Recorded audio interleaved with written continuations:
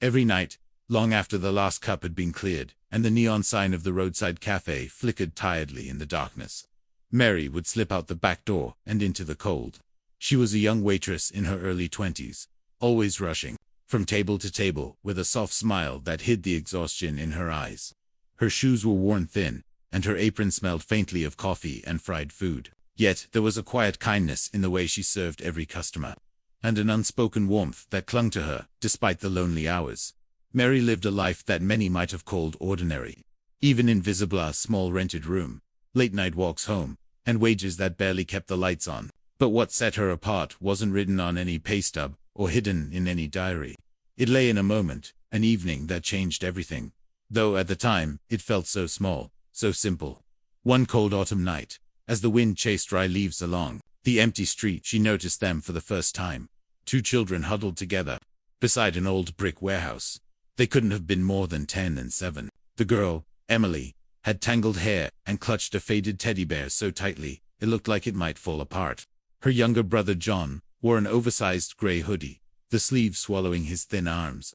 Their cheeks were red from the cold, but it was their eyes that caught Mary's heart. Eyes too serious, too tired for children so young. That night, Mary walked past them at first. Maybe she told herself she was too tired, or that she had nothing to give. But halfway down the block, she stopped. Her breath hung in the air as she turned back. In her bag was a piece of leftover apple pie, wrapped in foil. Without saying a word, she walked up, set it beside them, and stepped back into the shadows before they could speak. Emily's eyes widened, and John reached for the pie with trembling fingers. The next evening, she brought them half a chicken sandwich she had saved from her dinner break. Emily said thank you so softly, Mary almost didn't hear it. John just nodded, but the relief on his face spoke louder than words. Mary never asked them why they were there or where their parents were. Somehow, it didn't seem to matter. What mattered was that they were hungry, cold, and alone, and she could do something, even if it was small. Days turned into weeks. Some nights it was a leftover muffin, other nights a piece of warm bread. Mary would gently adjust the thin blanket on Emily's shoulders, tuck it under John's chin, and then disappear before dawn. She never stayed long enough to hear their stories or see them fall asleep, but she always hoped they felt, at least for a moment, that someone cared. Mary's own life was far from easy. Rent kept rising, shifts got longer, and sometimes the cafe owner scolded her for wasting food. But she kept going. It wasn't heroism, at least not the kind anyone would notice. It was quieter than that. A choice repeated night after night, as natural to her as breathing. The seasons changed. Winter brought biting winds that cut through her coat, and summer laid heavy heat on the pavement. Still, Mary found the children at the same spot, waiting with quiet hope. Sometimes Emily tried to smile, though it didn't always reach her eyes. John, who barely spoke, began to offer her small words of thanks. Those words meant more to Mary than any tip she ever earned. Then, one night, they were gone. Mary stood in front of the empty wall, clutching a wrapped sandwich to her chest. She looked up and down the street, hoping to see them running toward her. But there was only darkness, the rustle of paper in the gutter, and the distant hum of traffic. She went back the next night, and the next weeks passed, but Emily and John never returned. Mary kept thinking about them. Where had they gone? Were they safe? Had someone found them, or had something worse happened? But life kept moving. Bills had to be paid, and shifts had to be worked. She moved to another city eventually, took a job at a bigger hotel, and time wore the sharp edges of memory into something softer. Still, sometimes, on quiet nights, she found herself remembering Emily's small voice and John's tired eyes. Years turned into decades. Mary was no longer the young woman who walked cold streets with foil-wrapped hope in her bag. Her hair had silver strands now, and laughter lines traced her face. But the part of her heart that once sat with two silent children on a winter night had never truly left. Then, one night at a large banquet in the hotel ballroom, Mary was helping serve drinks when she felt someone watching her. She turned and saw them, a woman with kind eyes and a man in a formal suit, both standing a little apart from the crowd. There was something achingly familiar in the way they looked at her, a recognition that tugged at memories she had folded away years ago. Before she could speak, they stepped closer. And then the woman, her voice catching with emotion, said two words that made Mary's heart stop. "It's us." In that moment, everything else, the clinking glasses, the soft music, the polite laughter of guests, seemed to fade. Mary felt her breath catch as she looked at their faces, trying to see the children she had once known. And for a heartbeat, the years seemed to vanish, leaving only the cold street, a battered teddy bear, and a waitress who dared to care. But what happened next, what they said, and what they held in their hands, would change everything Mary thought she knew about that long-ago kindness, and would show her just how far a simple act of compassion could travel, even across 20 years. Mary stood frozen, the tray in her hands trembling slightly. The woman and the man exchanged a glance, as if they were both holding on to something fragile. Then the woman stepped forward, her smile breaking through the years. "You might not remember us right away," she said softly, her voice catching with emotion, "but we remember you. I'm Emily, and this is my brother John." For a moment, Mary couldn't find her words. The faces before her were grown up, shaped by time and experience. Yet, in their eyes, she saw glimpses of the children who had once waited for her by the old warehouse wall. Emily still had the gentle softness in her expression, and John, though taller and more serious-looking, had the same quiet strength. They asked if she could spare a few minutes, and Mary, heart pounding, nodded. She led them to a quieter corner near the tall windows overlooking the city. Outside, the streetlights glowed like scattered stars, reminding her of countless nights she had walked home under the same glow. Emily took a breath, then began to speak. She shared how, back then, she and John had lost their parents suddenly, in a road accident. With no relatives willing to take them in, they had ended up on the street, frightened and hungry. They'd found that spot by the warehouse because it felt hidden from the world. "We didn't know what would happen next," Emily said, her voice shaking. "But then you started coming. You didn't ask questions. You just cared." John, usually the quieter of the two, added in a low voice, "Those meals weren't just food. They reminded us we weren't invisible." His words were simple, but the weight behind them filled Mary's eyes with tears. Mary listened, feeling every memory unfold inside her chest. She shared her own part to how she was only 21 then, barely keeping up with rent and long shifts. How she'd sometimes go hungry herself, just to wrap up something warm for them. "I never knew what happened to you," she whispered. "I worried so much." Emily nodded, explaining how after months of Mary's help, they'd finally gathered enough courage to seek help from a local shelter. From there, things didn't get easy overnight. There were days when hope felt impossible, but those evenings when Mary came by had taught them that kindness could still exist, even when the world seemed cruel. That memory pushed them forward, even on the hardest days. John shared how he had struggled with anger for years, questioning why life had been so unfair. But slowly, he turned that anger into determination. He studied hard, worked small jobs, and eventually became a social worker, helping children in situations like the one he and Emily had survived. Emily, meanwhile, had discovered a love for teaching and now worked at a community school. They had built lives they were proud of, but always carried Mary's memory in their hearts. Then Emily took out an envelope. Her fingers hesitated for a moment before she handed it to Mary. Inside was a letter, written in careful handwriting, and a photo of the two of them standing outside the shelter that had taken them in years ago. With it was a simple note: "You were the first to see us, the first to care. We wanted to say thank you not just with words, but with action." Mary's eyes blurred as she looked up at them, her hands shaking. But before she could speak, Emily said softly, "We've started something, Mary, a small foundation, to help other children like we once were. And we named it after you."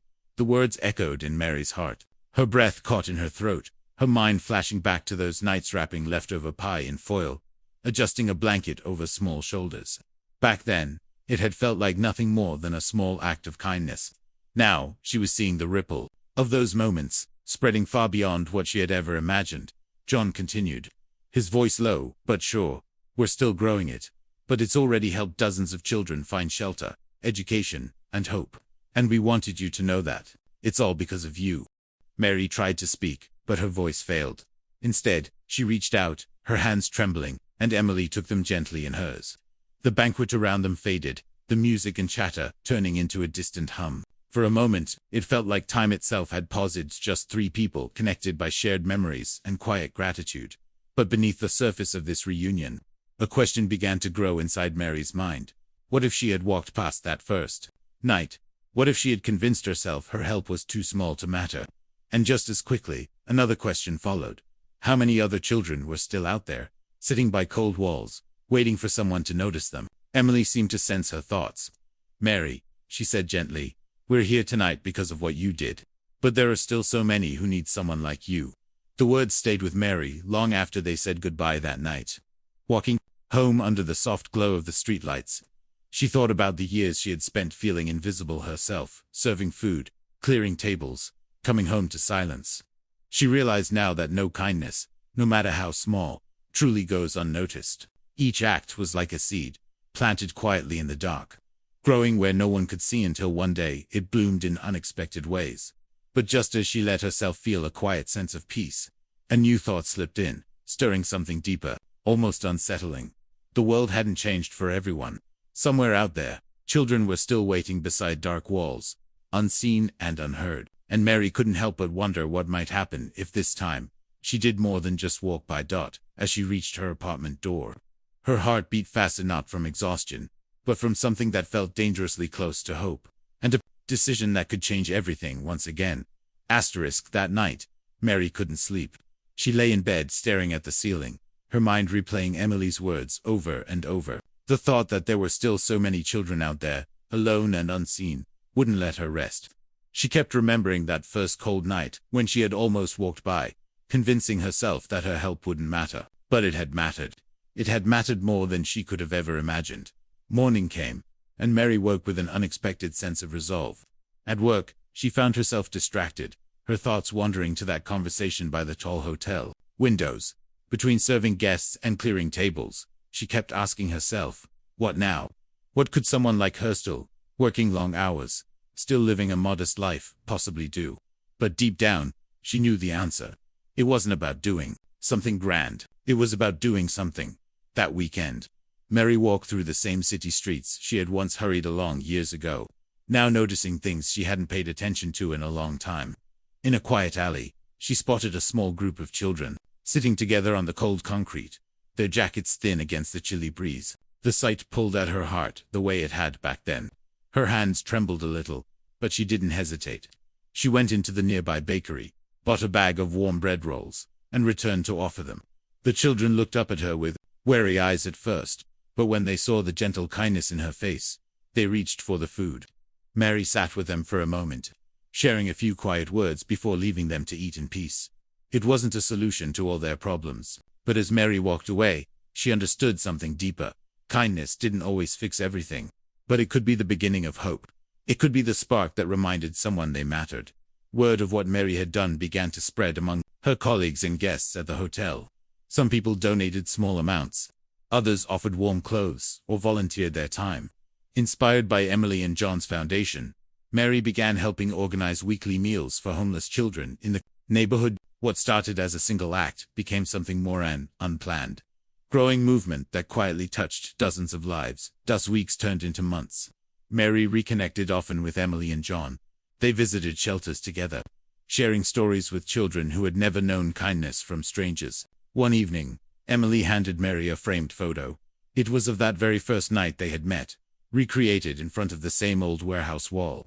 Mary held the photo close, tears stinging her eyes as she realized how far they all had come.